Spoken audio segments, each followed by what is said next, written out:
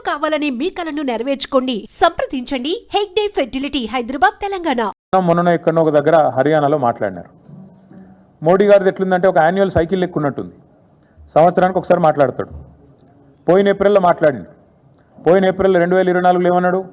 తెలంగాణలో RR tax వసూలు అవుతుంది. కరెక్ట్గా 1 ఇయర్ కిందట. దానికి వార్షికోత్సవం కూడా అయిపోయింది.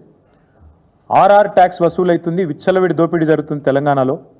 RR tax, Rahul Revanth tax పేరిట వసూలకు పాల్పడుతున్నారు అని ఆయన ఆరోపిస్తే కింద ఈ లోకమైతే కోడై కూస్తున్నది. స్క్వేర్ ఫీట్కి 150 రూపాయలని, 100 రూపాయలని, హైదరాబాద్లో బిల్డింగ్ కట్టాలంటేనే హఫ్తా వసూలు టైప్లో అరాచకత్వం చెలరేగుతున్నదని లోకం కోడై కూస్తున్నది. బిల్డర్ని ఎవరన్నా మీరు పక్క తీసుకుపోయి మాట్లాడితే కష్టాలు కన్నీళ్లు తప్ప ఇంకోటి లేదు. మోడీ గారు మాట్లాడి ఆర్ఆర్ ట్యాక్స్ అన్నదానికి వార్షికోత్సవం అయిపోయింది. ఏప్రిల్ 24లో మాట్లాడిండు. 25 దాకా ఏం కార్యవాయి లేదు, ఏం విచారణ లేదు, దానికి తదుపరి కార్యాచరణ ఏమీ లేదు. మళ్ళీ నిన్న మాట్లాడిండు. ఏప్రిల్ 25 మళ్ళీ సంవత్సరానికి మెలకు వచ్చింది మోడీ గారికి. మెలకు వచ్చి మోడీ గారు నిన్న చెప్తారు ఏమని?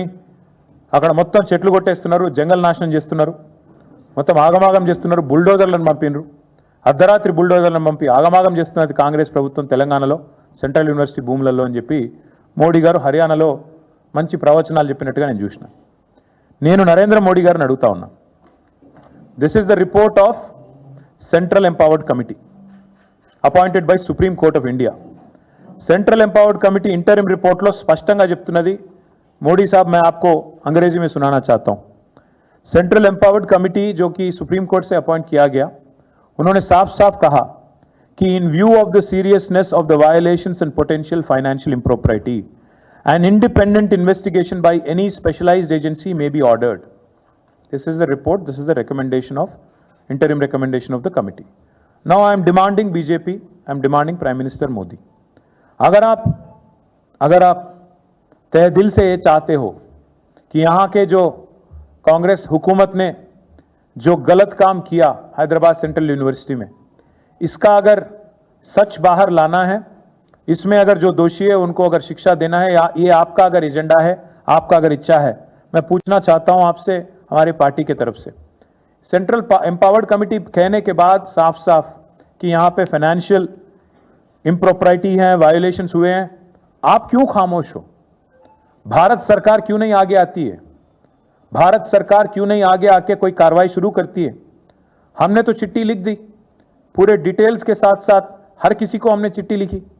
हमने लिखा हमारे पार्टी की तरफ से आरबीआई गवर्नर को, एसएफआईओ को, सीरियस फ्रॉड इन्वेस्टिगेशन ऑफिस को, साथ ही साथ हमने सीवीसी को, सेंट्रल विजिलेंस कमिश्नर, सीबीआई, हर किसी को हमने पूरा डिटेल के साथ, पूरा आधार के साथ हमने चिट्ठी लिखा. अगर वो बस नहीं है आपके लिए, अगर वो काफी नहीं है आपके लिए, तो मैं पूछना चाहता हूं क्या ये सेंट्रल एम्पावर्ड कमेटी का रिपोर्ट भी आपके लिए काफी नहीं है?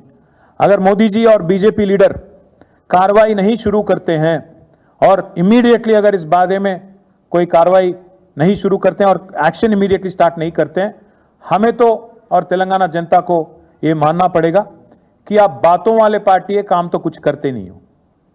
आपने अप्रैल 2024 में भी काफी कुछ कहा, कुछ किया तो नहीं.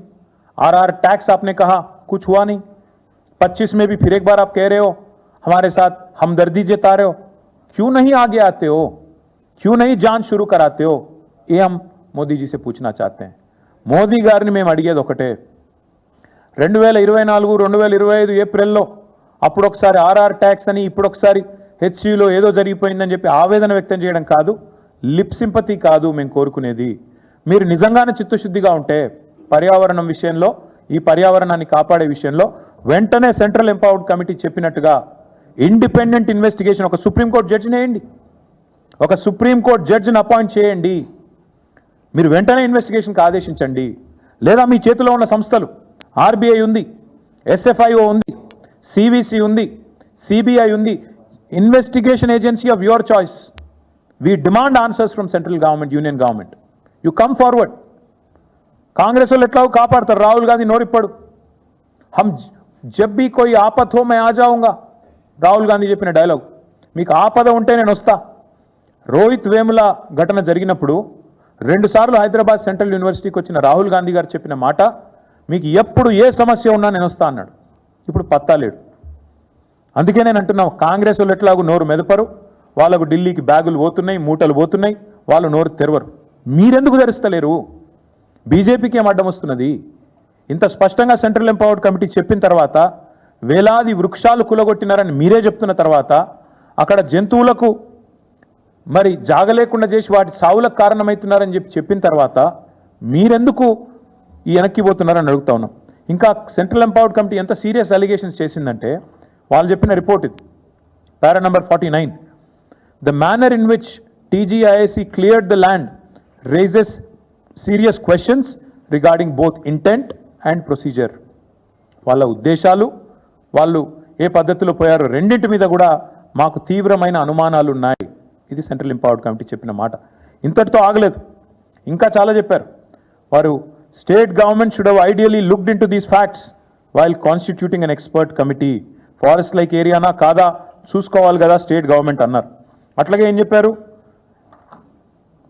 Prevention and control of pollution act 1981, అదేవిధంగా వాటర్లో prevention and control of pollution act 1974, ఈ రెండింటికి సంబంధించి ఈఐఏ ఎన్వైరన్మెంటల్ ఇంపాక్ట్ అసెస్మెంట్ ఏదైతే జరగాలో, it appears to be a deliberate act by TGIAC to bypass environmental scrutiny. ఎన్వైరన్మెంటల్ స్క్రూటినీని బైపాస్ చేస్తూ ఈ రెండు చట్టాలను తుంగలో తొక్కుతూ 81 చట్టం, 74 చట్టం, ఈ రెండింటిని తుంగలో దొక్కుతూ ఈఐఏ నోటిఫికేషన్ 2006ను కూడా తుంగలో దొక్కుతూ డెలిబరేట్గా టీజీఐసీ పనిచేసింది అంటూ అభిశంసించింది సెంట్రల్ ఎంపవర్డ్ కమిటీ. అట్లాగే ఇంకా చాలా చెప్పారు.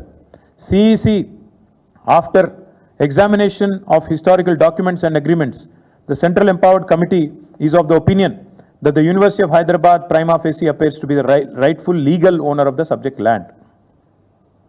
ఈ ల్యాండ్ ఎవరిదో కూడా వారు చెప్పారు. దాంతోపాటు ఏం చెప్పారు, ఇంకా ఘోరమైన మాట అన్నారు.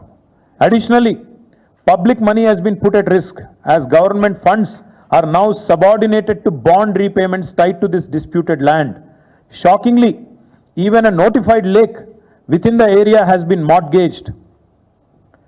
ప్రజల పైసలు, రాష్ట్ర సంపద మీ దుందుడుకు చర్యల వల్ల ప్రమాదంలో పడింది. ఇది నా మాట కాదు, సెంట్రల్ ఎంపవర్డ్ కమిటీ మాట. ఇంకొక మాట అన్నారు, shockingly even a notified lake within the area has been mortgaged. ఎవడన్నా ప్రపంచంలో చెరువును తాకట్టు పెడతాడండి? నాకు అర్థం కాదు.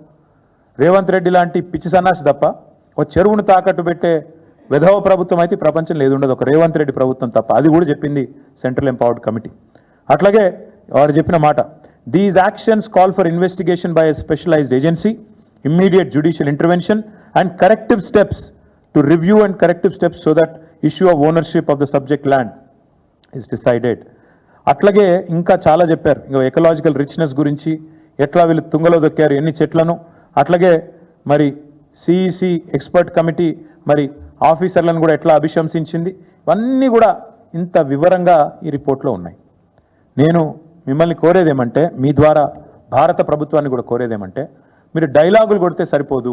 మీ పార్టీ యొక్క స్టూడెంట్ యూనియన్ ఏబీవీపీ కూడా ఆందోళన చేసింది, మీ పార్టీ ఎమ్మెల్యేలు ఆందోళన చేశారు. మరి మీరెందుకు స్పందించట్లేదు కేంద్ర ప్రభుత్వాన్ని నేను అడుగుతున్నా. ఎందుకు రేవంత్ రెడ్డి గారి ప్రభుత్వాన్ని కాపాడే విషయంలో ఇంత ఆరాటపడుతున్నారని నేను అడుగుతా ఉన్నా.